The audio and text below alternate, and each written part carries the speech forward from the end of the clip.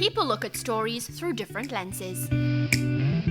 I have my own personal take on some of these trending issues. Hi, I'm Mariah Ramharack and welcome to In Case You Missed It.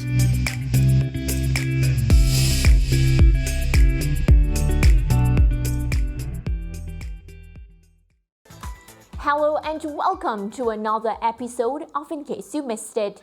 Today we look back at some of the performances from our Caribbean athletes in Beijing so far. We can start with the giant slalom. Jamaica's Benjamin Alexander finished 46th, while Haiti's Richardson Viano did not finish. In the men's slalom, the Haitian athlete finished 34th. Jamaica's Jasmine Fenlater Victorian competed in the women's monobob and was 19th.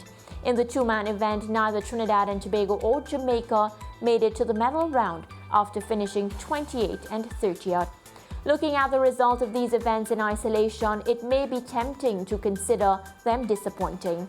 Take a closer look, though, and you will realize that just the fact that so many of our athletes are there at all is a triumph within itself. First off, there's the obvious. The Caribbean has no snow or proper training facilities.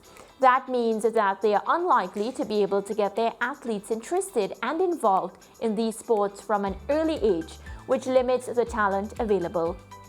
Benjamin explained as much when we caught up with him before the Games, having taken up the sport just a few years ago. Getting to the Olympics was his gold medal, but he was confident that once Jamaica was able to get its youth interested and involved in the sport, competition at the top level would not be too far behind.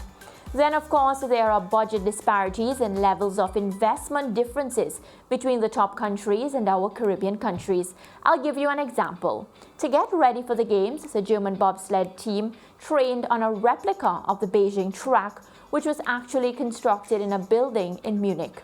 The track itself was projected onto a 270-degree cinema screen with the bumps, corners and turns of a real track, all generated by motors on a moving platform. Wow!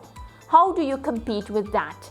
Jamaica bobsled captain Shanwayne Stevens and Nimroy Turgot went viral for preparing for the event during the lockdown by pushing a car around their community.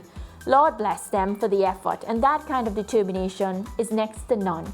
But there will be a difference in the results at the end of the day. Germany has been a dominant force in the event so far, with their preparation clearly playing a big part. In terms of even a basic budget, it's likely that what the Germans, for example, spend per team for preparation is likely to cover what is spent on the sport for the entire region. Despite the challenges, however, our sun-soaked nations pushed on with a typical grit and determination that is synonymous with the region.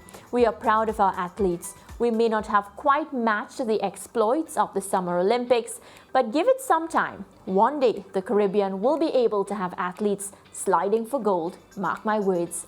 Well, that's a wrap for this week's In Case You Missed It. I hope you have enjoyed watching our athletes at the 2022 Winter Olympics so far. And stay tuned as we continue to bring you top-class coverage. Goodbye for now.